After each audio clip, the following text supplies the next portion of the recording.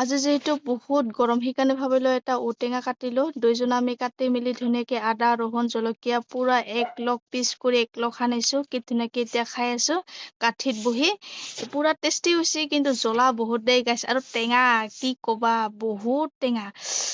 বহুত টেঙা দেই গাইছ একদম কামুৰিব নোৱাৰা হৈ গৈছো 2 পিচ খাওঁতে দাঁত অৱস্থা নাইকিয়া হৈ গল তথাপিও কামুৰি আছো খাই আছো এনেকুৱা টেঙা ন দাঁত কামুৰিব নোৱাৰা হৈ গৈছে একদম হিৰহিৰণি হৈ গৈছে একদম খাব নোৱাৰো তথাপিও খাওঁতে এৰা নাই পুৰা একদম জ্বালাৰ কোবত ঘামে জুমে অৱস্থা নোহোৱা হৈ গৈছে তথাপিও খোৱাত এৰা নাই পুৰা খাই আছো পাৰো না নোৱাৰো খাম চবখিনি শেষ কৰি দিম খাই আছো বহুত জ্বলা দেই গাইছ তথাপিও জ্বলা খাবলৈ এৰাই নাই পুৰা খাই আছো আৰু টেঙা একদম মেইন এনেকৈ খাই নে নাখায় আপোনালোকে কবাচোন একদম জলকীয়া আদা ৰহুন দি এনেকৈ ঔটেঙা পিচ পিচকে কাটি ল'বা এনেকৈ আদা ৰহুন জলকীয়া দি ধুনীয়াকে একলগ সানিবা পিছত খাব এনেকৈ